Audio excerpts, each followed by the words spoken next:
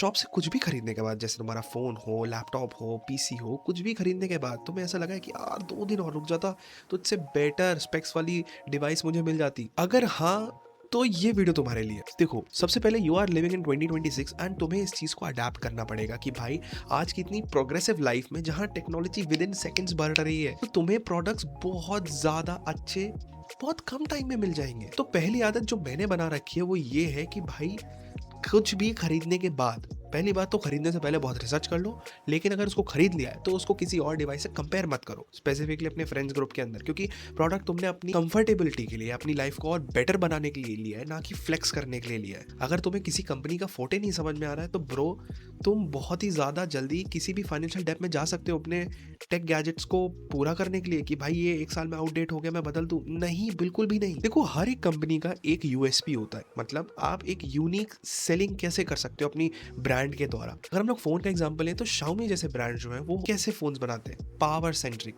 का मतलब ये है कि भाई वो आपके डिवाइस में इतनी खतरनाक प्रोसेसिंग, मदरबोर्ड वगैरह सब कुछ दे देंगे कि आपका परफॉर्मेंस बेस्ड बेस्ट रहे। यहीं अगर हम लोग वीवो ओप्पो की बात करें तो ये कैमरा सेंट्रिक फ़ोन्स बनाते हैं। और अगर हम लोग नथिंग की बात करें तो इनका यूएसपी क्या है?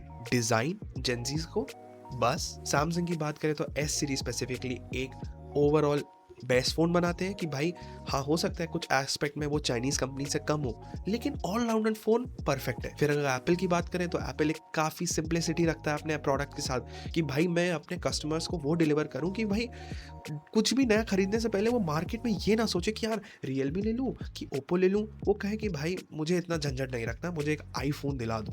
तो कंपनी की ना अपने कस्टमर्स को लेकर एक अलग यूएसपी होती है और हम सब ये नहीं समझते। कमेंट्स में कभी कोई लिख रहा है कि Apple cook Samsung, Samsung cook Apple, तुम्हें पता भी नहीं है इंटरनली ये लोग एक दूसरे से कितने ज़्यादा डिपेंडेंट हैं, कोई स्क्रीन को लेकर, कोई चिपसेट को लेकर। तो किसी भी प्रोडक्ट को कैसे खरीदना है, सबसे पहली बात तुम्हें अपनी यूटिलिटी समझनी पड़ेगी कि भाई तुम्हें नीड क्या है। वांट्स और नीड्स में डिफरेंस होता है कि तुम्हें आरजीबी चाहिए या नहीं। देखो, आरजीबी तुम्हारी नीड नहीं है, तुम्हारी वांट है, तो पहले उसको कंट्रोल करो।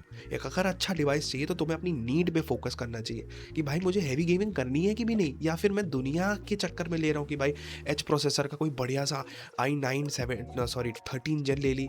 भाई अगर तुम कमाते नहीं हो तो तुम्हें स्ट्रगल करना पड़ेगा, तुम्हें डिवाइसेस को लेकर थोड़ा अंडरस्टैंडिंग होना पड़ेगा कि भाई मैं इतने बजट में कैसे कर लूँ। अगर तुम कमा रहे हो और तुम झोंकना चाहते हो उसमें पैसा, तो भाई उसके लिए कोई नहीं रोक रहा। मैं भी इस ट्रैप में फंस गया नथिंग फ़ोन के चक्कर में, और इस फ़ोन में मीडिया टेक है, कैमरा अच्छा नहीं है, बस एक गिमिक था कि भाई लाइट चलती है और लोग पूछेंगे।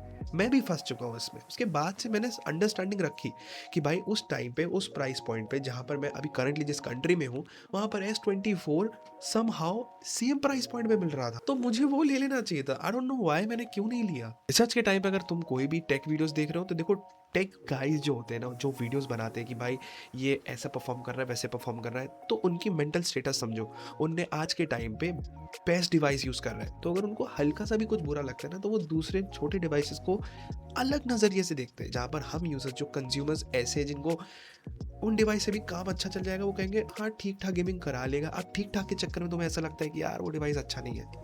तो ये सब वर्ड प्लेस है, उनकी गलती नहीं है और ना ये हमारे कंज्यूमर्स की गलती है। तुम्हें खुद से अंडरस्टैंडिंग से रिसर्च करनी पड़ेगी। कोई भी तुम्हें हाथ में नहीं दे देगा कि भाई ये बेस्ट चीज़ है खरीदने के लिए, तो प्लीज़ उस हिसाब से चीज़ करो। हम जैसे लोग जो टेक्निकल चीज़ों को थोड़ा समझते हैं बेटर तरीके से, वो तुम्हें एक राह दिखा सकते हैं। समझ रहे हो? चलना स्वयं तुम्हें है पार्थ। इसी के साथ आज की वीडियो यही खत्म होती है। आई होप तुम लोग को मेरा पॉइंट समझ में आया। अगर समझ में आया ना, तो यार मेरे से ज़्यादा कोई खुश नहीं होगा। चलो मिलते हैं ऐसी एक और वीडियो में। तो साला नाक बंद हो रखी है।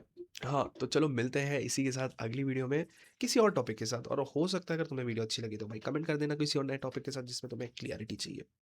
बाय।